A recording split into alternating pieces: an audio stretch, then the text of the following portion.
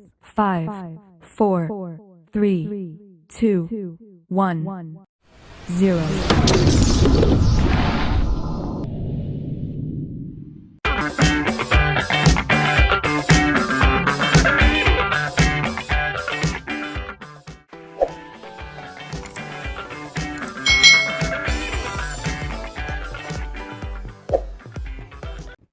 Hai hai hai. Halo adik-adik yang hebat. Apa kabar kalian semuanya? Apakah kalian dalam keadaan yang baik dan sehat? Apakah kalian siap belajar hari ini? Hari ini kita akan belajar bersama-sama untuk mata pelajaran tematik kelas 5. Kita belajar di tema 6, panas dan perpindahannya, subtema 3, pengaruh kalor terhadap kehidupan, pembelajaran yang pertama. Mari adik-adik kita belajar dengan penuh semangat ya. Adik-adik perhatikan gambar berikut ini. Di suatu sore, ibu sedang menyiapkan makan malam di dapur dan Lani baru saja menyelesaikan pekerjaan rumahnya. Lani menghampiri ibunya di dapur untuk memberikan bantuan. Wah, aroma masakannya wangi sekali, Bu. Ibu sedang memasak apa? Tanya Lani. Nanti kamu juga tahu, ini masakan baru ibu. Kemarin ibu menonton acara memasak di televisi. Ibu sedang mencoba salah satu resep yang diajarkan di acara tersebut. Kamu pasti suka, kata ibu. Wah, aku jadi penasaran. Hebat juga ibu bisa belajar memasak dari televisi. Berarti aku juga bisa ya, kata Lani. Televisi itu merupakan salah satu media elektronik yang paling banyak ditonton masyarakat kita kan?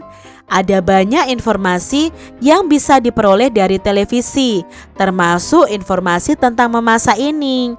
Selain televisi, sekarang ada internet yang menyediakan berbagai informasi melalui situs-situsnya.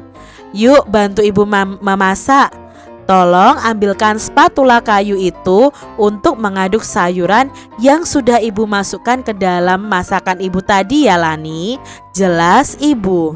Baik Bu, ngomong-ngomong, mengapa tidak memakai sendok sayur yang biasa kita pakai untuk mengambil sayur dari panci untuk mengaduk Bu? Tahukah kamu sendok sayur yang biasa kita pakai itu terbuat dari bahan apa? Coba bandingkan dengan spatula kayu itu. Apakah keduanya terbuat dari bahan yang sama? Tanya ibu. Sendok sayur itu terbuat dari logam dan spatula itu dari kayu.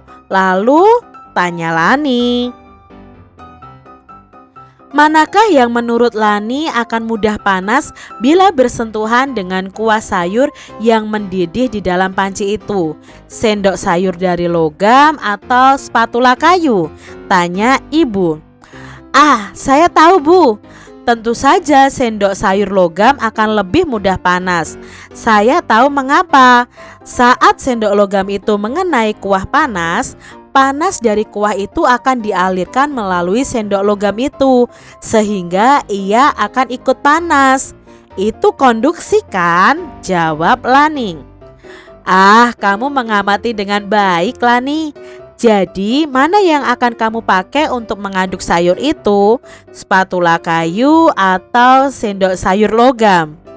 Ah ibu, tentu saja spatula kayu akan saya pakai agar tanganku tidak kepanasan. Terima kasih sudah mengingatkanku ibu, kata Lani adik-adik. Nah ini tadi percakapan ibu dan Lani mengenai peristiwa konduksi. Bagaimana Lani mengaduk sayur lebih baik memakai spatula kayu karena tidak akan mudah panas adik-adik. Berbeda dengan sendok sayur dari logam. Kalau untuk mengaduk sayur yang ada di atas kompor yang panas, otomatis sendoknya juga akan ikut panas. Lalu ibunya menjawab, sama-sama nak. Adik-adik, Masih ingatkah kamu mengenai perpindahan panas atau kalor secara konduksi? Nah, perpindahan panas dengan cara ini memerlukan zat perantara yang membantunya mengalirkan panas dari sumber panas ke benda yang lain. Nah, ingatlah bahwa panas mengalir dari tempat yang panas menuju tempat yang lebih dingin. Ada perantara panas yang dapat menghantarkan panas dengan baik, ada juga yang tidak, adik-adik. Lani memilih benda yang terbuat dari bahan kayu untuk mengaduk kuah panas karena ia tidak ingin tangannya kepanasan. Di sekitar kita terdapat banyak bahan yang dapat menghantarkan panas dengan baik dan ada juga yang tidak menghantarkan panas dengan baik, adik-adik. Ayo kita baca bacaan berikut ini. Salah satu sumber bacaan berikut ini berasal dari buku elektronik, yaitu buku yang dimuat secara digital. Nah, sekarang ada buku elektronik, adik-adik, bisa dibuka lewat handphone, bisa dibuka lewat laptop, itu disebut buku elektronik yang dibuat secara digital. Nah, untuk melihat isinya diperlukan jaringan internet atau alat elektronik seperti telepon genggam atau komputer pribadi. Oleh karenanya, buku elektronik itu menjadi salah satu media elektronik yang sering digunakan oleh masyarakat modern saat ini. Nah, di sini ada bacaan tentang bahan konduktor dan isolator. Apa itu bahan konduktor dan isolator? Yuk kita simak bersama-sama, adik-adik. Di sekitarmu terdapat banyak benda dengan berbagai macam bahan. Pemilihan bahan itu didasarkan pada sifat yang dimiliki bahan tersebut. Misalnya, benda yang dapat menghantarkan panas dan benda yang tidak dapat menghantarkan panas. Ada benda yang mempunyai kemampuan menghantarkan panas dengan baik, ada pula benda yang tidak dapat menghantarkan panas. Bahan yang dapat menghantarkan panas dengan baik itu disebut konduktor, adik-adik. Jadi konduktor itu bahan yang bisa menghantarkan panas dengan baik. Sedangkan bahan yang tidak dapat menghantarkan panas itu disebut isolator. Jadi isolator itu benda yang tidak bisa menghantarkan panas. Sedangkan ada bahan yang sedikit menghantarkan panas yang disebut dengan semikonduktor. Nah, bahan konduktor yang sering digunakan dalam kehidupan sehari-hari biasanya terbuat dari bahan logam, adik-adik. Panci, wajan, penggorengan, dan beberapa peralatan masak di dapur itu terbuat dari logam. Jenis logam yang paling sering digunakan untuk membuat alat-alat tersebut antara lain besi, aluminium, dan tembaga. Nah, ini adalah alat-alat yang bisa menghantarkan panas dengan baik. Bahan yang tidak dapat menghantarkan panas itu disebut dengan isolator. Nah, beberapa bahan yang termasuk dalam isolator itu ada kayu, kain, plastik. Nah, penggunaan bahan-bahan ini banyak sekali dijumpai di sekitar kita. Seperti ini, adik-adik ya. Ada gabus, ada wol, ada kayu, ada karet. Itu tidak bisa menghantarkan panas. Itu termasuk dalam benda isolator. Nah, penggunaan bahan konduktor dan isolator itu dapat diterapkan secara bersamaan pada sebuah alat. Perhatikan gambar di samping ini, adik-adik. Panci yang biasa digunakan untuk memanaskan air itu terdiri atas bahan yang berbeda. Ada yang berfungsi sebagai konduktor, ada yang berfungsi sebagai isolator.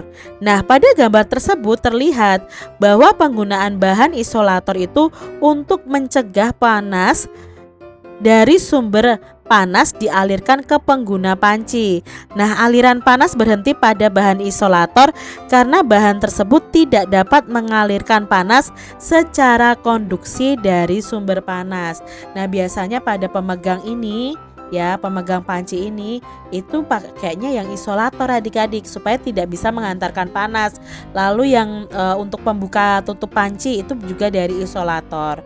Nah, sehingga penggunaan bahan isolator terutama itu untuk melindungi pemakai alat agar tidak kepanasan dan dapat menggunakan alat tersebut sebagaimana mestinya.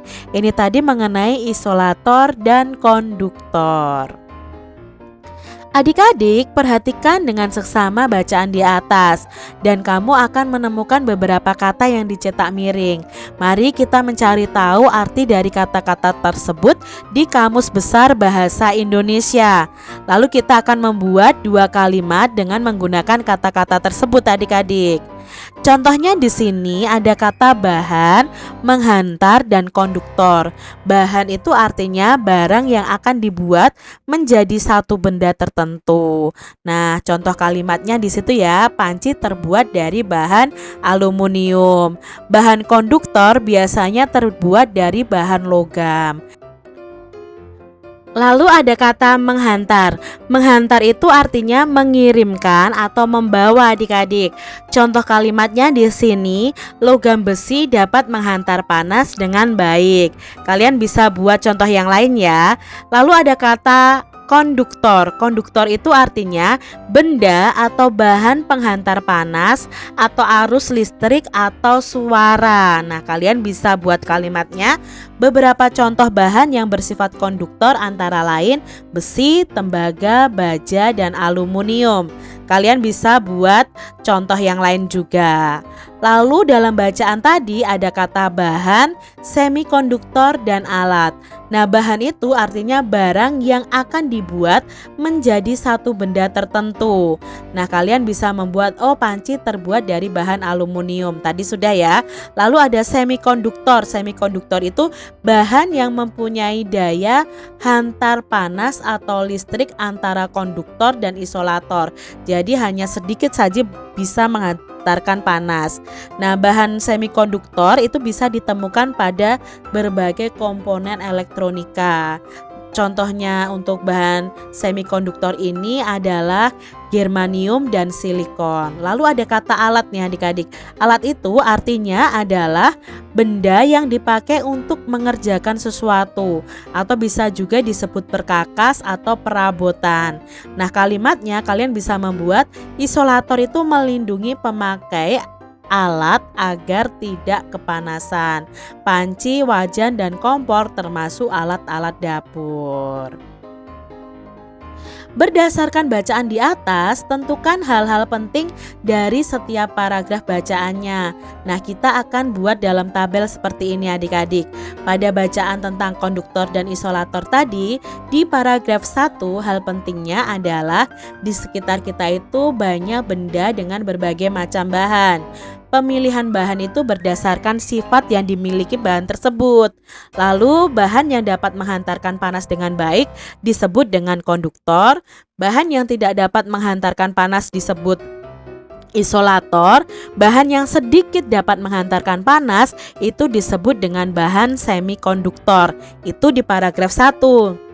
Lalu, hal-hal penting yang ada di paragraf 2 yaitu bahan konduktor yang sering digunakan dalam kehidupan sehari-hari biasanya terbuat dari bahan logam. Yang kedua, jenis logam yang paling sering digunakan antara lain besi, aluminium, dan tembaga. Sedangkan di paragraf yang ketiga, hal pentingnya adalah banyak bahan yang tidak dapat menghantarkan panas itu disebut dengan isolator. Beberapa bahan yang termasuk sebagai isolator antara lain adalah kayu, kain, dan plastik. Sedangkan di paragraf 4, hal pentingnya adalah penggunaan bahan konduktor dan isolator dapat diterapkan secara bersamaan dalam sebuah alat. Ada bahan yang berfungsi sebagai konduktor, ada bahan yang berfungsi sebagai isolator. Nah, penggunaan bahan isolator itu berguna untuk mencegah panas dari sumber panasnya. Itu hal-hal penting dari paragraf 1 sampai paragraf yang keempat. Nah, kalau kita membuat diagramnya adik-adik dari bacaan tadi, kita bisa buat seperti ini. Bahan konduktor dan isolator ya. Tadi Judulnya ini, macam bahannya terdapat banyak benda dengan berbagai macam bahan. Lalu untuk bahan konduktornya itu biasanya terbuat dari logam. Lalu untuk bahan isolatornya itu tidak dapat menghantarkan panas. Nah, digunakan secara bersamaan. Penggunaan konduktor dan isolator itu dapat diterapkan secara bersamaan. Tadi contohnya pada panci ya adik-adik ya, pegangannya itu bersifat isolator, tapi untuk pancinya sendiri bersifat konduktor. Berdasarkan bacaan di atas, adik-adik tahu bahwa banyak benda di sekitar kita yang memiliki kemampuan menghantarkan panas yang berbeda. Bagaimana cara mengetahui kemampuan menghantarkan panas sebuah benda? Berikut ini adalah kegiatan yang bisa kalian lakukan dengan bahan-bahan yang berbeda. Nah, adik-adik siapkan batang besi yang panjangnya lebih kurang 50 cm, batang tembaga juga 50 cm, sumpit bambu yang di ujungnya itu diikat dengan karet gelang, lalu sumpit dari bahan plastik yang ujungnya juga diikat dengan karet gelang. Berikutnya bahan kain untuk memegang benda panas, lilin, dan korek api. Nah, langkah-langkah kegiatannya bagaimana? Bakarlah besi di atas lilin yang telah dinyalakan dengan korek api. Peganglah ujung besi dengan tanganmu. Bila kamu merasakan panas, segera pindahkan besi dari nyala api adik-adik. Jangan kalian pegang lama-lama ya, karena ini bersifat konduktor untuk besi ini. Berikutnya, peganglah besi dengan menggunakan sumpit bambu. Nah, lalu letakkan kembali ujung besi di atas nyala api. Apakah yang kamu rasakan? Apakah kalian bisa merasakan panasnya? Nah, kalau dengan sumpit bambu ya otomatis kita tidak bisa merasakan, karena kan sumpit bambu itu dari kayu ya adik-adik ya. Walaupun yang dibakar besi ya kita tetap tidak bisa merasakan, karena panas dari besi tidak merambat ke sumpitnya. Lalu yang keempat, ambil dan letakkan batang tembaga di atas nyala lilin. Bila terasa panas, pindahkan dari nyala api. Otomatis nanti akan panas adik-adik, karena tembaga ini adalah salah satu dari logam. Yang kelima, lapisi tembaga dengan kayu pada bagian ujung yang kamu pegang. Letakkan kembali batang tembaga itu di atas nyala lilin. Apakah yang kamu rasakan dan mengapa demikian? Otomatis kita tidak akan merasakan panas karena sudah memegang kayunya, walaupun tembaganya itu sudah dibakar adik-adik, sudah mengenai lilin, karena kayu sendiri itu bersifat isolator. Lakukanlah kegiatan yang sama, kali ini ganti sumpit bambu dengan sumpit berbahan plastik. Catat apa yang kamu lihat dan rasakan. Kalian bisa juga ganti sumpit itu berbahan plastik tadi dengan bahan kain ya, untuk memegang tembaga atau besi yang dibakar dengan lilin tadi. Lalu kalian amati apa yang terjadi. Otomatis kalau yang dengan plastik dan kain ya kita tidak akan merasakan panas. Karena apa adik-adik? Itu bukan penghantar panas yang baik, itu termasuk dalam isolator. Nah, di sini adik-adik, apakah yang terjadi pada saat kamu memegang batang besi dan tembaga dengan menggunakan sumpit yang terbuat dari bambu?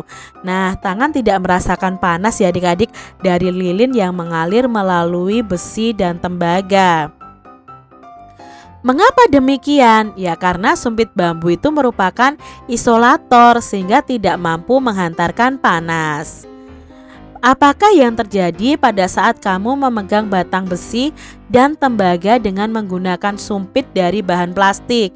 Nah, tangan juga tidak merasakan panas dari lilin yang merambat melalui besi atau tembaga adik-adik, karena plastik itu termasuk benda yang isolator. Mengapa demikian? Ya karena sumpit plastik merupakan isolator sehingga tidak mampu menghantarkan panas.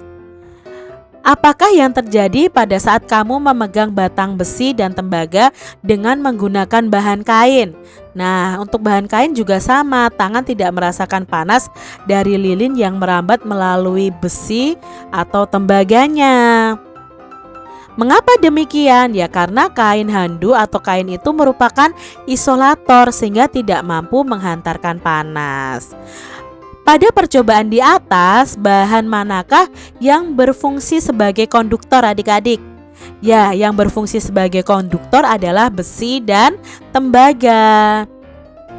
Pada percobaan di atas, bahan manakah yang berfungsi sebagai isolator?